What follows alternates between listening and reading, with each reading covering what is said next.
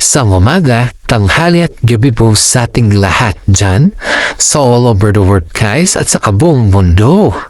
Ito po yung ating updates for today na tungkol sa Kimpaw ganap. Bago natin pisahan yung ating intro guys ay gusto ko lamang po batiin yung mga tao dyan. Yung mga senior dyan, yung mga fans natin dyan. Maraming salamat po sa inyong lahat. Kaya heto na po, introduce natin ng ating intro. Pasok!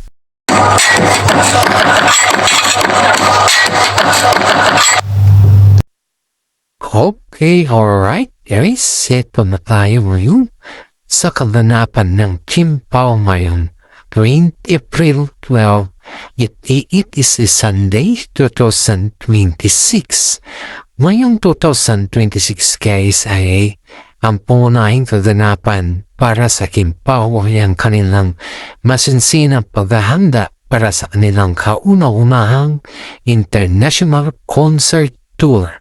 Ang Love Kimpaw World Tour ngayong 2026. Narito ang mga detalye ng kanilang kaganapan ngayong araw at sa mga sumusunod na linggo. Ngayon guys, ay dadako tayo sa tinatawag na Kimpaw Tour o World Tour Countdown.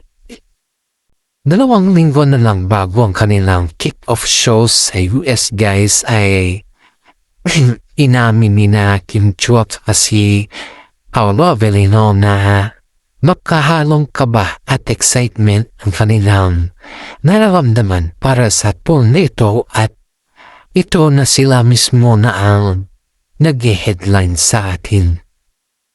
Sa The Alibay promotion naman nila guys ay patuloy ang ere ng kailang seryeng The Alibay sa ABS-CBN kung saan ay pinalabas na mga never for since sa prime time.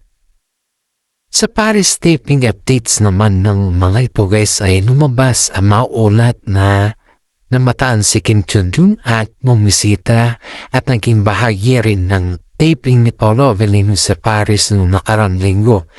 Lalong nagpakilig sa mga Kimpaw fans lamang nila na pumunta si Kim Chiu doon sa Paris. Sa paghahanda sa tour naman guys ay kasalukuyang nakatutok ang dalawa sa mga rehearsals para sa kanilang production number.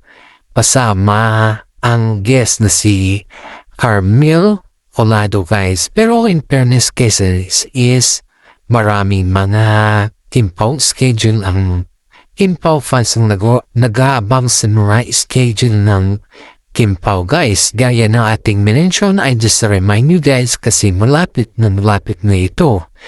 Ito po yung schedule nila sa Love Kimpaw World Tour 2026. Petsa, location at venue nito guys ito na, kaya sobrang busy ang Kimpaw kasi malapit na guys. April 24 start na yung Kimpaw World Tour na concert nila sa Redwood City, Canada or California. Ito ba CA in nakalagay? Ang venue naman to guys ay Fox Theater. Sa April 26 naman guys is Anaheim, CA. Ang venue nito guys is the Grove of Anaheim. Sa Mayo 1 naman guys ay is Edmonton Edmonton Expo Center naman ang venue nito. At sa Mayo 3 naman guys is Toronto, UN. Ang area nito guys is the Arena Pickering Casino Resorts. Kaya aabangan natin yung mga updates ito guys kasi lahat ng gustong manood or pumunta nandyan na po lahat yung kanilang details. Eto guys, may bago tayong updates patungkol sa isang actress na kung saan ay ayaw isama ni Paolo Avellino sa kanyang World Tour guys. Ito na po, pasok! Ayon dito sa ating legit na sources guys ay may isang actress na ayaw invite ni Paolo Avellino dahil sa kanyang attitude. Pero Hindi man ito sinabi sa loob ng showbiz kasi nga nakakahiya at ang actress naman ito guys ay hindi man malayo kina Paula Avellino at saka si Kim Chu.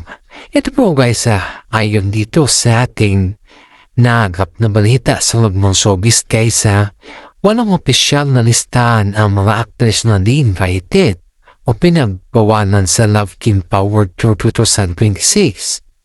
Sa katunayan, ang tour ay dinisenyo bilang isang two-person headlining act ni na Kim Chu at saka si Paula Avellino. Sa gayon pa man guys ay narito ang mga mahahalagang puntos tungkol sa partisipasyon ng ibang mga aktres. Pangunahing cast. Dahil ang focus ng tour ay ang kilig nila Kim Chu at saka si Paula Avellino bilang magkatambal hindi kasama sa tour ang paramihan ng mga parelang co-star mula sa Linglam o What's Wrong with Secretary Kim. Pero dun sa What's Wrong with Secretary Kim guys na kung lais nandun yung actress na sinasabi ko na hindi in-invite nila Paula Avellino. Huwag na lang natin pangalanan guys kasi it's very private naman at alam nyo naman kung sino yung actress niya. Sa mga special guest naman guys ay ang mga kumpirmasyon makakasama nila sa tablado ay ang mga komedyanteng sina Lassie and Maki. May mga balibalita rin na maaaring sumulpot si Jake Ejercito sa ibang legs ng tour bilang suporta sa mga malapit na kaibigan ni Paulo. Bakit di ilan lang ang makakasama? Yan po yung tanong ng mga netizen dito guys kila sa Kim Pao World Tour guys kung bakit ilan lang ang makakasama. Ito po yung sagot nila sa ating guys in person. Inamin mismo ni Kim Chu sa isang interview noong April 9, 2026 na nakakaramdam siya ng mga pressure dahil sila ay silang dalawa lang ni Paulo ang inaasahan magdadala ng buong show para sa kanilang mga fans sa US at sa Canada guys. Sa madaling salita, hindi ito usapin ng hindi pag-iimbita sa isang particular na actress guys kundi desisyon ng Star Magic at TFC na gawing intimate at nakatuon lamang sa Kim Pao ang format ng World Tour ngayong taon. Eto na guys, gusto mo bang malaman ang reaksyon ng mga artista sa pagsisimula ng tour na ito sa darating na April 25 ay 24 guys kasi maraming mga artista po ang gustong sumama din. Pero ito nga yung kanilang mga comment at reaction patungkol dito guys na issue na ito na bihira lang yung makakapunta sa world tour nila guys. Kaya na may mga malaking issue dito guys Ito guys, sundan po natin ang reaksyon ng mga ibang artista na hindi makakapunta sa world tour nila guys. Ito na guys yung comment at reaction ng mga ibang artista sa pagsisimula ng tour na ito sa darating na April 24 guys. I-share po yan guys sa interesado kung malaman kung sino-sino ang mga kasamahan nila sa industriya at nagpahagi ng suporta para sa Love Kim Pao World Tour. Heto na, marami bang mga taga-Showtime family o mga posta nila sa Linlang at What's Wrong with Secretary Kim ang nagpost ng kanilang good luck messages at merong mga reaksyon na nagiging viral dahil sa pagiging extra supportive or nakakatuwa guys dahil hindi man nila kayang sabihin in person na natatampo sila. Pero in fairness sa mga hindi makasama guys malaki yung kanilang tampo dahil binawalan sila na kumbaga guys is kung mag-perform pa sila sa Kim Pao World Tour parang concert na yun ng mga ABS-CBN hindi na ang Kim Pao kasi ang tema kasi ng concert nito guys ay talagang para lamang kila Kim Chu at saka si Paula Avellino. Kahit sabihin na mga body kasloob ng showbiz guys na good luck pero yung mas slow pa rin guys ay naghihinayang.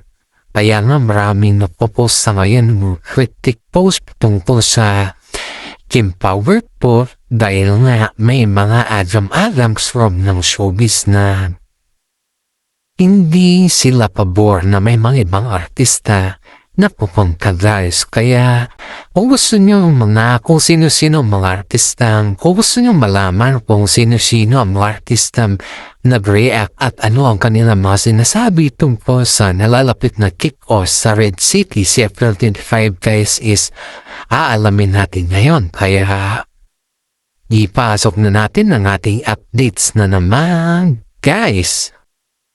Maraming mga kasamahan ni Kim Chiu at saka si Paulo sa industriya nagpayag ng excitement at suporta para sa kanilang Love Kim Power Tour guys. Narito ang ilan sa mga kapansin-pansin na reaction nila.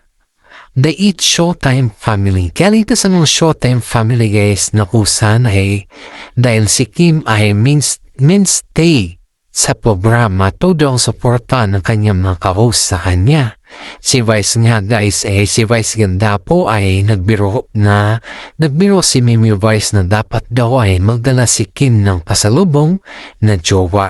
Pagbalik na ang Pilipinas, sinabi rin niya na iuwi niya ang karangalan at kilig sa ating mga kapamilya sa abroad. Yan po yung joke ni Vice ganda at mensahe niya para kay Kim at ito naman si Ann Curtis guys ay no-comment din siya sa post ni Kim ng so happy for you Kimmy, go see you when you get back. Yun ba yung si Ann Curtis? Alam mo naman, si Ann Curtis is ay todo supported din ito kay Kim Chiu. Pati rin po si Ogal Casid bilang isa sa mga haligi ng OPM, nag-block din sa kanya mga musician numbers at sinabing enjoy this stage, you too. Kasi talagang nag-focus kasi sila sa Kim Pao lang yung si Paolo Velino at saka si Kim Chiu lang. Pero ito sa si JK Hercito ang pambansang third wheel. Si JK naging malapit na kaibigan ng dalawa. Ay may mga nakakatawang hirit din sa mga Kim Pao guys. To sabi ni D, sino na lang ang kukulitin ko dito? Nilisan ninyo dyan, baka mapunta na sa akin lahat ang trabaho ni Paolo. Nag-post din siya now, pabaon na photo nilang tatlo sa Instagram stories guys. Ang cast ng What's Wrong with Secretary Kim naman guys ay Janice de Belen din ang bilang gumarap na ina ni Paolo sa serye. Nag-iwan siya ng mensahe na parang isang tunay na nanay. Mag-ingat kayo, do not huwag masyadong mapabot. We are proud of you both. Aba, pati si Janine guys si Romnick naman na Sarmienta nagpayag din ng suporta at sinabing deserve nyo dalawang tagumpay ng tour dahil sa kanilang hard work sa set. Direct John Prats naman ang isang director. Siya isang director guys bilang director ng tour ay si John Prats ay madalas mag-post ng snippets or ng kanilang mga rehearsals. Sabi niya, iba ang energy ng Kim Pao. Ay gigisahin natin ang mga stage ng Redwood City.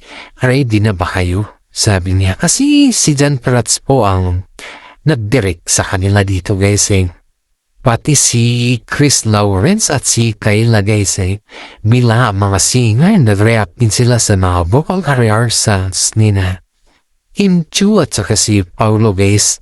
Pinuri ang chemistry ng boses ng dalawa kahit hindi sila professional singer by tama naman ito guys. Kahit naman hindi sila professional singer, at least nakita nila yung full support nila sa kanilang mga fans. Kahit siguro si Paulo guys, alam naman natin na si Paulo guys ay sintonado ito.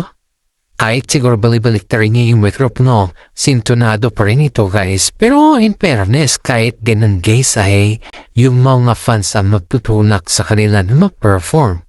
Kaya nakikita na sa mga reaksyon ito na hindi lang mga fans ng Delundo o kinilig kundi pati na rin ang kanilang mga kapong artista na nakasaksi sa kanilang band team. Ito Wes, bago natin tapusin yung ating updates for today ay gusto ko lamang po i-shout out ng mga senior citizen dyan na palaging manunood sa ating YouTube channel guys. Mapa Pilipinas, mapa sa nasa buong mundo guys kasing daming nag-update sa atin tungkol sa Kimpaw. Always think positive guys kasi ang kagiging positibo ay nagbibigayaan sa pang-araw-araw natin. Buwan sa yan, maraming salamat at God bless po sa ating lahat.